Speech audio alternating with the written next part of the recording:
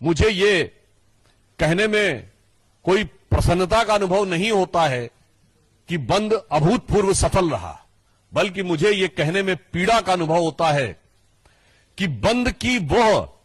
अभिव्यक्ति जो बंगाल के जन जन के द्वारा दिखाई पड़ रही है, वो ममता बनर्जी जी की सरकार को सुनाई नहीं पड़ रही है। और इसके बाद जो मैंने पहले ही कहा, पुनः कह दूं, जांच को भटकाने, आरोपी को बचाने, सबूतों को मिटाने के बाद अब डॉक्टरों को धमकाने की एक नई रणनीति दिखाई पड़ रही है। आपने इससे पहले कोई ऐसा बंद नहीं देखा होगा कि जहां एक तरफ बंद का आह्वान किया जाए, दूसरी तरफ सत्ताधारी दल के नेता जाकर दुकानों को खुलवाने का प्रयास करें, फिर इसके बाद मुख्यमंत्री आकर प्रेस को संबोधित करें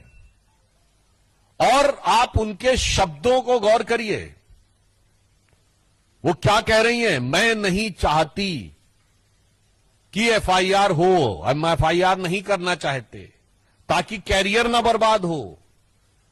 पासपोर्ट और वीजा मिलने में समस्या ना हो। मुझे लगता है कि देश की प्रबुद्ध जनता और पश्चिम बंगाल,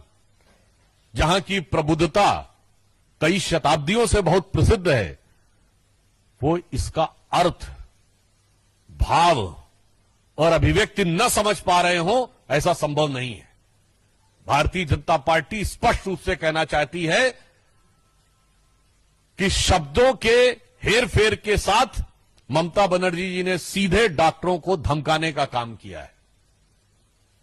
और एक प्रकार से उनके कैरियर के ऊपर प्रश्न चिन्ह लगाने का काम शब्दों के मायाजाल के अंदर किया है, ताकि प्रत्यक्ष में जो दिख रहा है ठीक वैसे ही जैसे सरकार का मुखौटा कुछ और दिख रहा है पश्चिम बंगाल में और मुख कुछ और दिख रहा है, उसी प्रकार से इस प्रेस कॉन्फ्रेंस में शब्द कुछ है और भाव क्या है, ये सबको समझ में आ रहा है।